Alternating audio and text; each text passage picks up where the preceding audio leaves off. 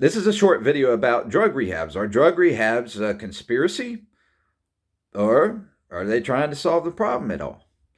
Or what's the deal? I mean, what's the problem with our whole drug rehab system? Well, is it true that once an addict, always an addict? No, I don't think so. Is it true that drug addiction is a disease? No, I don't think so. Is it true that human beings have appetites?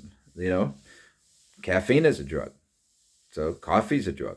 So why is our drug rehab system so messed up? And obviously, of course, I couldn't say this if I was in a rehab because they would hate my guts, right? But the reality is, does anybody ever talk about it from a true standpoint? Or do we have some people that believe drug rehabs are like God and Savior and all this? No, they aren't. And they're usually corrupt, or there's a lot of dishonest people in them. Now, I'm not going to say everybody's dishonest and doesn't want to succeed, but I mean, a lot of people are forced into them from when they get out of prison and stuff like that, or to avoid, to fix their DUI ticket or whatever it is. So some people aren't in there voluntarily, or they need to do it to get housing. But I'm not going to talk so much about the people. I'll mention it briefly. But the people in there, a lot of times you have to wonder, they're going, I've been 6 years clean, or I've been 30 days clean. I've been, a year clean or 2 years clean? Okay, you're clean off of drugs, but are you clean from, have you finished dealing them? Are you dealing them now? You could ask that, right? But that's probably the case with some of the ones that seem to be faking it or making a big deal about how long they've been clean. You know that does to people who are just getting clean? They're just trying to get off the streets. They're like they're trying to make a prisoner out of them, and it's kind of, I don't understand some of the pressure people put on folks there. But if they're bragging about how many days they've been clean and all that, making a huge issue of it, for the people just starting, that's depressing, and that's more of a relapse trigger for a lot of people. So the best way for people just getting off the stuff is to just not think about it, stay away from it, stay away from groups, isolate somewhere. But but the good thing about there is a good thing about groups, is that sometimes people don't have anywhere to go to get away from that stuff, and that's to get away, and it does help them talk and feel like they're doing something. So the group's not all bad because the idea is not bad, but the philosophy is bad, is really bad. In all of our groups, they're not honest, starting with the higher power stuff. And you can't really talk about your higher power if you think your higher power is the only power, and you actually have evidence to prove that it is the only higher power. He is, God is, Jesus, right? So Jesus. So there are some good groups that are based on Jesus being the higher power, and they're okay to talk about it. But first of all, if you don't have a real higher power, what's the point? Get clean, man. Just except to live longer, but keep taking stuff and feeling good. Learn how to do it so it doesn't kill you. Learn how to do it slow and do it a safe way and make yourself feel good. And why think about God? Why think about meditation? Why think about truth and lies? And why think about all the good things you can do in the world if we only live once? So what's the point if you're an atheist? I mean, so what's the point in rehab? Unless you're, like I said, you're doing it unhealthily. So, but the problem with the philosophy is that once an addict is a lie. Once an addict, always an addict. I mean, it's wrong. Calling people an addict is wrong in a way. You can vary the definition, the context. But when you eat chocolate for the first time in your life, and you've never eaten chocolate, and then you like it and you want more of it, that's similar to how drugs are. Once you've introduced yourself to it, it's going to potentially be something that you want to go back to. Then, because chocolate tastes good, it gives you a certain energy too. So, and coffee, the same thing. It gives you a certain energy. So, if we made those illegal and then called everybody an addict every time they go back and say they stay off of coffee, they only do coffee once a month. You have a few people that do that. Almost nobody really. They do it every day, right? But if I did coffee, knowing that it's not really healthy the way they say it is, if I did coffee once a month, I do it? Is that an addict? They would call, for somebody that relapses on street drugs or something else, and they only do it once a month, they would call that person an addict, for doing it that one time, right? And they could look like an addict. You know why? Because there's something bad going to happen to them when they relapse on something illegal, because you put yourself around a lot of crooks. That's how the legal market is. It's surrounded by crooks, deal it, and killers, deal it. Killers and crooks deal those drugs mostly, right? So mostly crooks, I guess.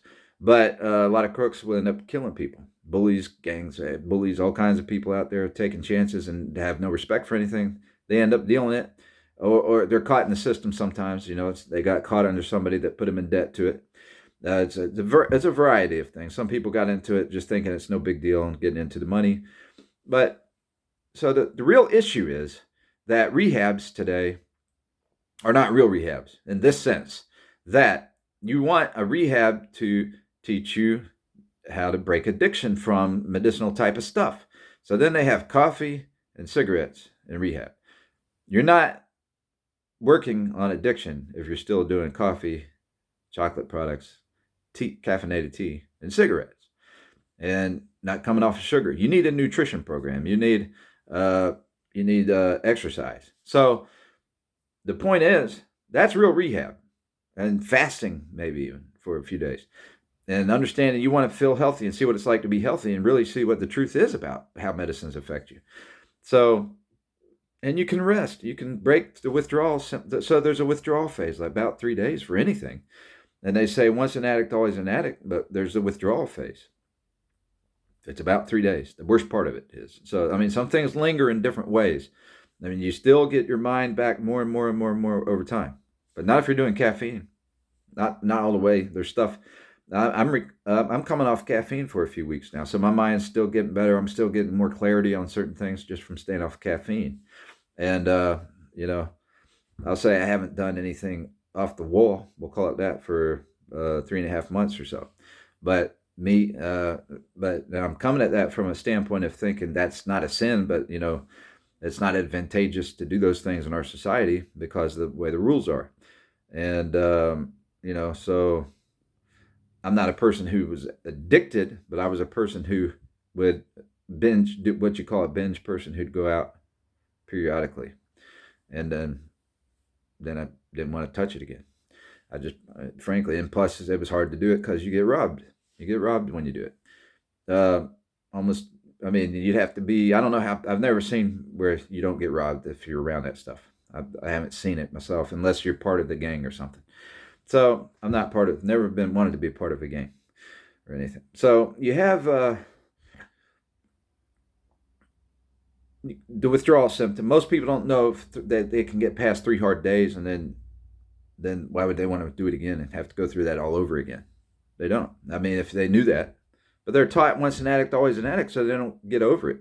But it really, once you break that withdrawal phase, if you go back to something, you chose to do it. Now, maybe they call that addiction too, like you had an emotional reason to go use that as a crutch or whatever. They call it that addiction. That's not addiction at the time. It's a choice. You think it's the best escape.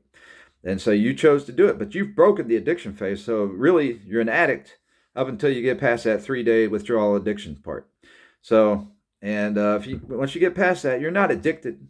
You may feel isolated. So some people go back to it because they feel isolated. They feel isolated because they're labeled that. They feel isolated because they've lost, when they got robbed and stuff, they lost all their friends from the supposed good side of society, which might just be mostly Pharisees or hypocrites, but I mean, today's world, I'm saying, it's a huge thing today. So it's based on, because we've been taught by bad laws and bad rules, right? So they should have legal forms that are safe and all that. And then they're lying about coffee.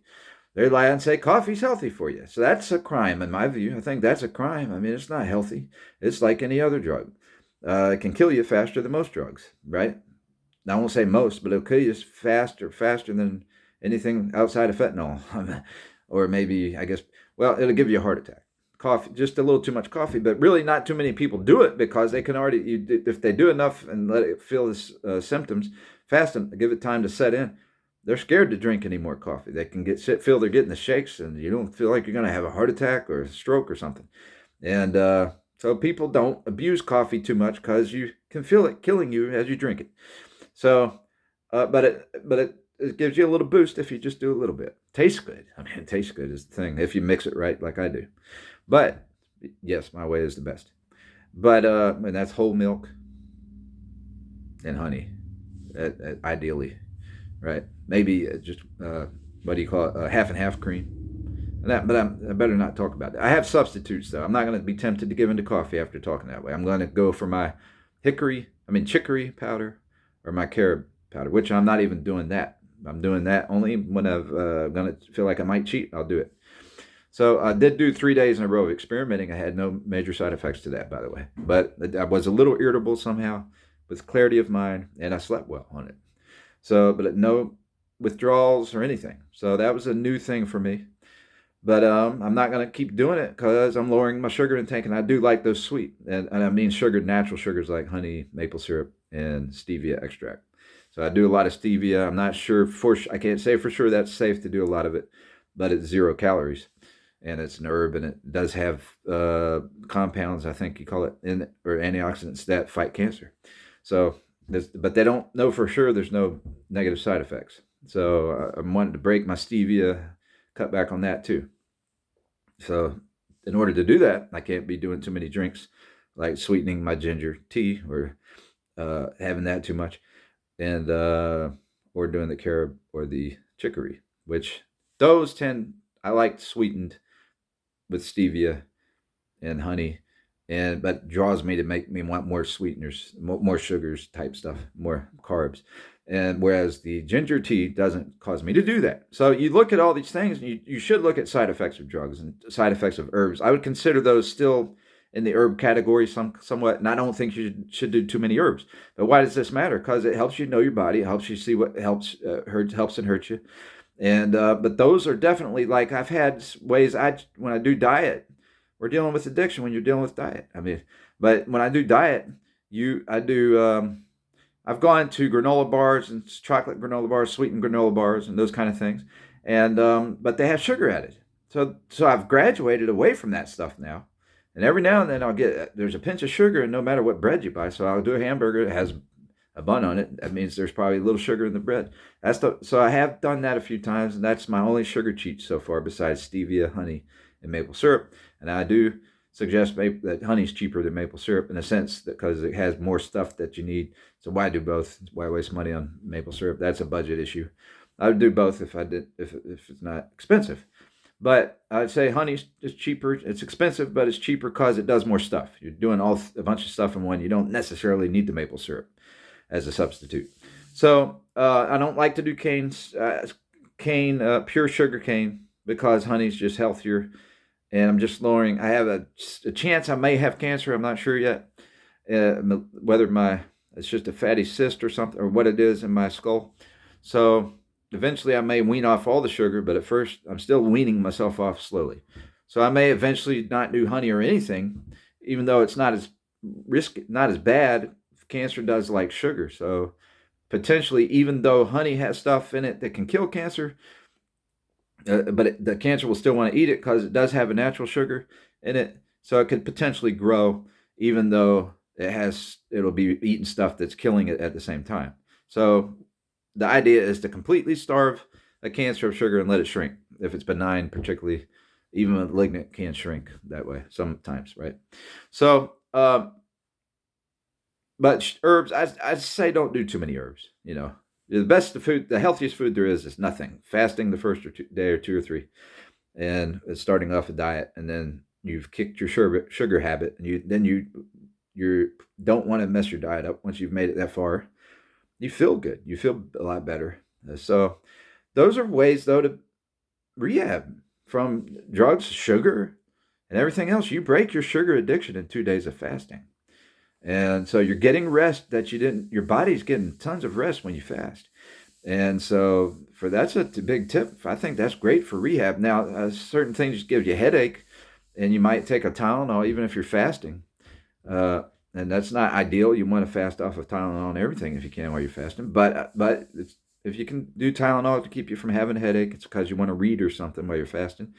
Find a day you can rest, maybe a Saturday or something, and do a full day fast. Maybe even a Saturday and Sunday. But it's not easy. But if you stick it out one whole day, you'll see how much different you feel the next morning, because you fasted in the day and all night.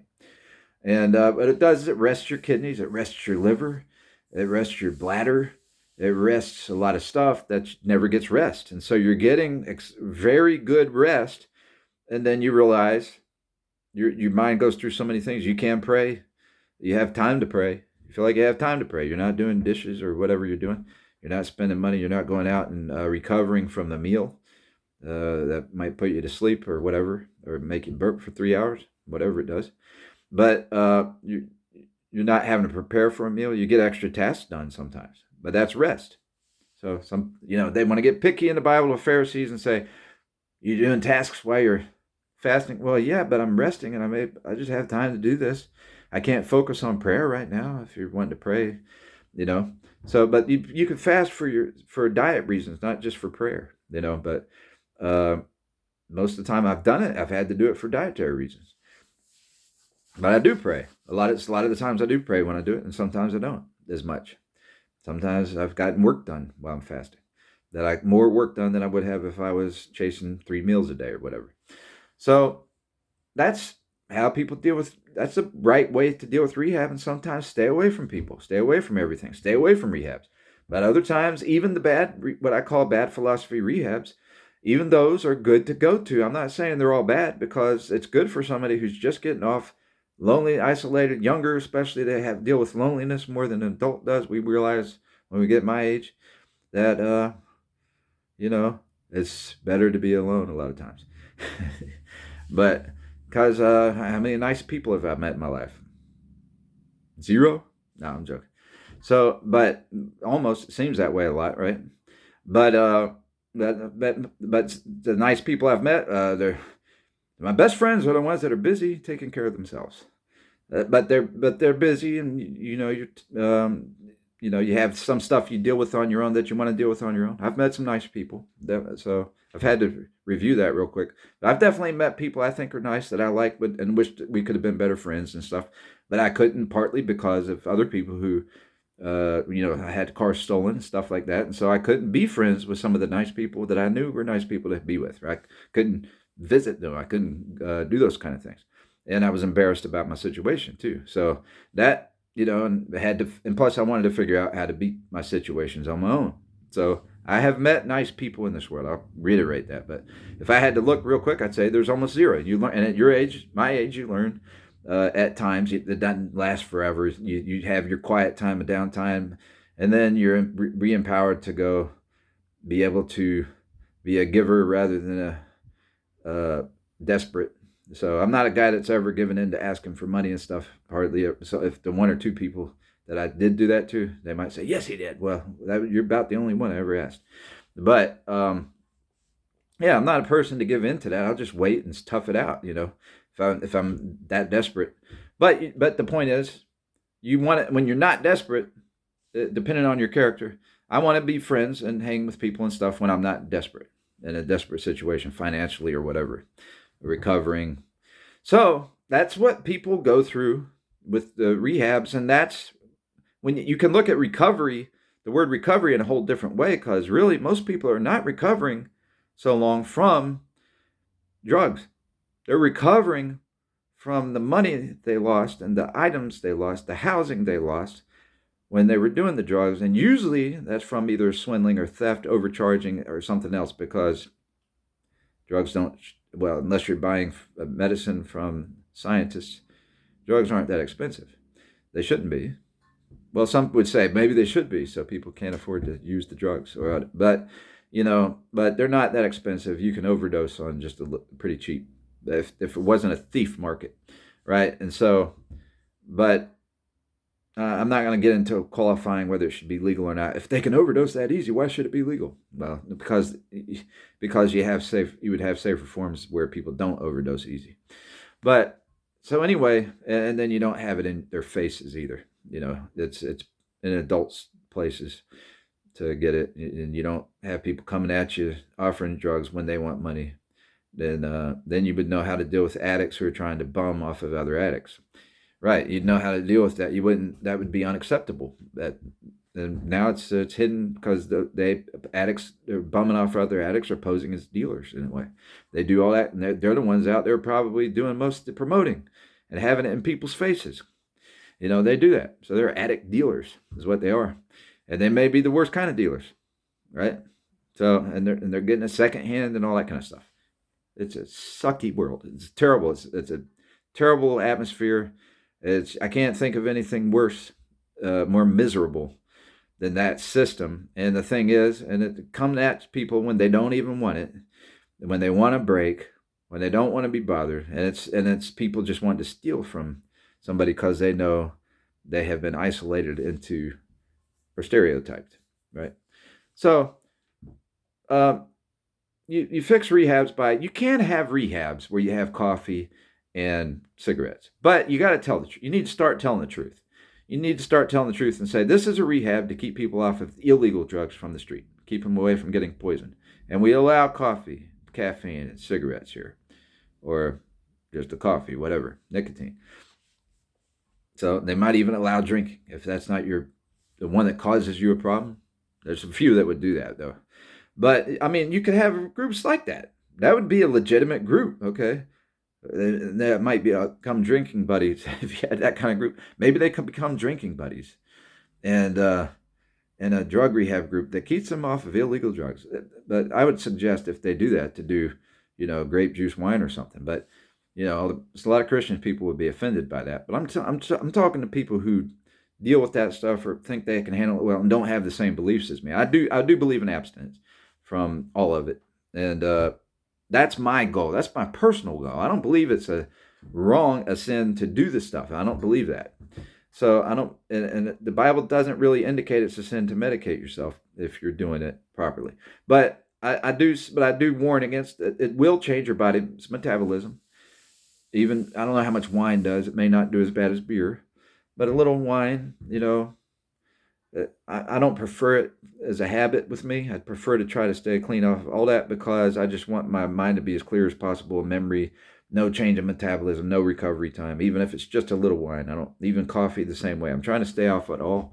But I'm not going to say there's not going to be times in my life where I think it won't help as a medicine. I mean, if I'm dealing with insomnia or getting over an injury or something, I'm not going to say that it's the best thing.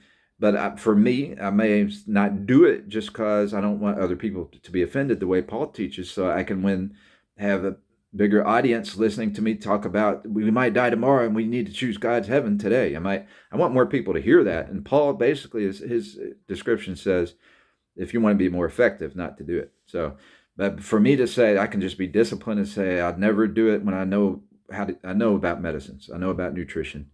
Could I say a cold cut turkey? I'm never going to do it, and I think it's a sin. No, I don't think it's a sin. I think it is a sin for some people, and it's not a sin for other people. It's a sin for somebody who abuses it. It's a sin for me to do it in front of somebody who has a problem with it, and it will cause them to relapse. That's a sin. And but for instance, if I have a surgery or if I have insomnia, I'd prefer to choose to promote tryptophan or 5-HTP or SAMe, which are all from amino acids from food to help you sleep. I choose to promote those and try those first if I have money. And when times in the past I didn't have money to do those things, when I was dealing with being around people who robbed me and stuff. So, but those are things those would be my first resort to insomnia, and just not overeating at night. Don't eat at night. Skip dinner and see if you sleep. You can sleep. You probably can. I haven't had insomnia in a while, to be honest. Not just easily had straight up insomnia more than one day. I haven't had it in a while, but I have had it in the past. Had it for a whole year one year, and I just worked all year on the computer all night. So every day, all night on the computer, doing politics stuff. So that's where I like to say nobody's ever worked as much as me. I worked all day and all night for a whole year once, but I had insomnia. For free, charity stuff. Mostly. So it's anyway, but that's stuff I had to deal with partly from being robbed. So recovery. It's a tough, long road, and it's depressing. So people do what you call relapse. I call it that sometimes, but in a context I think it's okay to call it in. I don't think it's always relapse. I chose the crutch at times. When I couldn't stand waiting for recovery, and I'm having people nag me about this, nag me about that, nag me, why don't you do this? Why don't you do that? Can't you do this? Why don't you do this? And I'm sitting there following the recovery process, and not just, and when I mean recovery, I'm recovering stolen items, and I'm recovering being able to get around. I'm recovering having patience with that. Or I don't want to have patience with that. I want the stuff back. I'm not happy to have to rebuy anything when I shouldn't have. The people who stole it should have to buy it for me or give it back or something, right? So those are tough. That's recovery process that most people who have dealt with addiction have to go through under our current system. Now, they wouldn't have to go through that if they had legal venues. So the rehabs don't acknowledge that. They don't ever acknowledge there's a problem with the dealing groups. And so I've proposed once before, and here's another point to this subject. Why do we always have addiction rehabs, but we never have dealer rehabs? The dealers are the ones causing the problem here for the most part. It's addict, and also the addict dealers. Maybe they're even worse than the dealers, right? I would say probably the worst people in this whole thing, a lot of the times, is addict dealers. And I just called them addict, by the way. But those are addicts. They do make an addiction out of it, like full time, in other words. So from in that context, and the worst people I've ever ran into out there was addict dealers. And now, not all of them are that way. But I'm not saying all of them are that way, but they're able, and some of them are very smart and able to use it as a mask, the addiction thing and everything else. And they play all the games, mind games, and they shift the blame easily. They know how to shift the blame to their victims. They know how to shift the blame to dealers, other dealers, or lie to dealers. You act like the person they robbed owes something, and they did all the stealing. Those are addict dealers, and they're the ones causing more trouble a lot of times than dealers. But sometimes dealers get so greedy with that, they love their addict dealers. They work in co-partners with their addict dealers. They know their addict dealers steal from the regular customers, and they pretend like they're the good guy. And so some dealers are so greedy they get used to stealing and killing from their customers and stuff too. But sometimes dealers, they're fair. Sometimes straight up dealers who are not addicts, and they exist. But in that system, they don't always know that they didn't get something from further up. They don't know if they changed it or poisoned it. It's not tested officially. Now, some of them will swear and be confident they're getting good stuff, and they're not trying to be in it to hurt people, but they're just in it for the money. And because it's so rampant today, it doesn't seem wrong to some people. I understand that, but why don't we have a dealer rehab? Some people say because they should be in jail. Well, they should be allowed to get a license, I think. I mean, they should be able to allowed to be educated to know they can get a license for that. But who wants to get licensed for that in some cases? I wouldn't want to, because I'd want to be licensed to be a nutritionist before I do that. I'm going to teach people to be healthy. But on the other hand, some people believe they know medicine and that it may have helped them, and they may believe in that, or they just want a job, right? But they want to do it to where it's maybe they want to offer it. Some people want that license to offer a service that is a safer venue of it, because this stuff exists. It exists in plants and all that. So I won't get into that, but rehab for dealers, because we should have rehab for dealers because they're not educated today. We don't have classes on it. We're not allowed to speak about it. If you speak about it, you're promoting it. And rehabs don't help us today to acknowledge all those other sides of it. But in rehabs today, you never talk about how the dealers steal from people. They act like the drugs, you spend all your money on drugs. They always act like addicts are terrible people who spend all their stuff on drugs and all this kind of stuff, and that they don't care about anybody else and all this. And the truth is, most addicts have gone out there and they got robbed by the illegal dealing groups, which are a lot of times, it's not doctors dealing, it's stealers dealing and killers dealing. Right? That's a lot of the case today, right? And that's probably grown, so it is way bigger than that used to be, whether they like to say so or not. Some ones that try to get it and just want a piece of that money, they'll say, no, it's not like that. We're not like that. Da, da, da, da. But then they're surrounded by them. And those people stalk addicts down, and they go steal from even the guy that tried to do them fair or whatever. It's hard to, it's a bad situation. And then you're dodging police. And then police, I think a lot of police understand that it's kind of the laws aren't quite right, but it's hard to pinpoint what's wrong with them. And so you've gone at your own risk. If you're an addict, though, and bottom line, and the police look at it this way, I think, generally, they have to. You went and did that at your own risk, but, well, where else can you get that medicine? And some of those medicines are good medicines mixed with bad medicines, but they're also rushed on people When in those situations, you're not supposed to take any medicine fast. You're supposed to take it with care. But in that situation, people rush it because they're scared of the whole thing, the whole getting caught. They're scared of somebody stealing it from them. They're scared of uh, the dealers coming back and rushing them to do it so they can get more money. That's stealer dealers, swindler dealers, and they're not. It's a terrible system. So the rehabs don't deal with any of that stuff. They don't admit any of that exists today. So, but a real rehab would be, like I said, you want a rehab that has no smoking, no caffeine. If you really want to beat addiction or learn about addiction, get off all the stuff. Caffeine, lower your sugar intake, do a strict diet that's gotten you off the sugars. So I even upgraded my diet from, I don't even do granola bars and stuff because they have sugar added. So you want to go as far as you can with it if you can. So, but bottom line is we need rehabs. They're not turned into prisons. They use rehabs to turn people into prison. They use it out people who have used, so they're really taking names and notes of who's doing illegal drugs in a way. You go to rehabs and people lie about being clean. You got some of that. You got the dealers know where the rehabs are. You got people dealing inside there where they're lying about this, and they end up meeting other people to use with and dealing in rehabs and stuff. And that's because they mix rehabs with people who are forced to go there versus the ones who voluntarily go there, and all that kind of stuff. And so, but anyhow, I'm gonna go ahead and end it right there. Thank you.